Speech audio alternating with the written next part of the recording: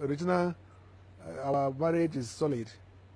Our marriage is based on understanding and respect over time. I met her and I liked her. We married within 3 weeks. Yes, within 3 weeks. I married all my wives within some period. I don't believe in dating anybody to marry them. Don't date anybody you want to marry. Marry them. When you marry them, you begin to fall in love from within the marriage. You know, even in my own culture, as it were, as a kid in the 60s, people, they were not dating. They would marry.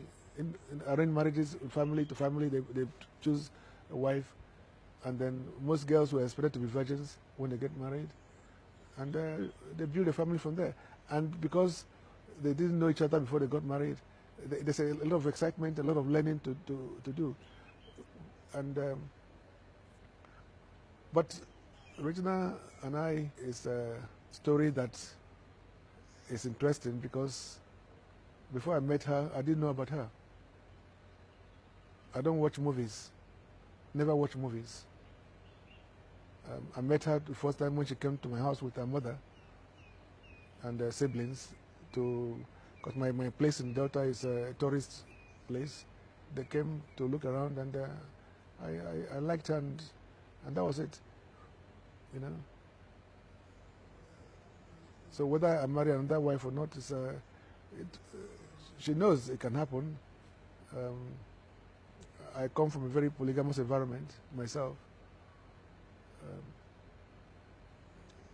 I love children, so I want more children. And she knows this, and my other wives, they also know it. So we'll see what happens in the future. You do everywhere. You do everywhere. That's why at night, you have a lot of them know zone 4, zone 5, zone 6. As na fabo ashawo. Obrako na factor ima ashawo. Obna economy, they are doing good for them. These are the ills of the society now that but as one man, one woman. Before the advent of Christianity, our tradition Igbo tradition allow for many wives and children, of course. That determines the size of the wealth you have, isn't it, in those days? So you see an average Northerner marrying 2, 3, 4. They're helping the women. They're helping the society. But the fallacy of it all is that, yes, religion, Christianity doesn't allow that in the South. And yet, the average Southern man with 10 girlfriends, you know, so you don't, the irony is so stark.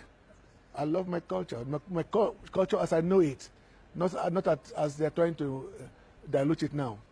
You know, I love culture. Igbo culture is wonderful, and should be promoted the way it has always been. But even looking at that, look at even your population in Nigeria. Don't look at the economy of marriages. What I call economy of marriages.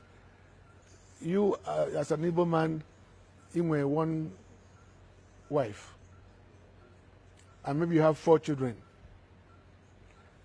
Onye Ugu with 4 wives. Each wife with 5 children. That's how many? 25 children. In the next 10 years, 20 years, you can look at the population.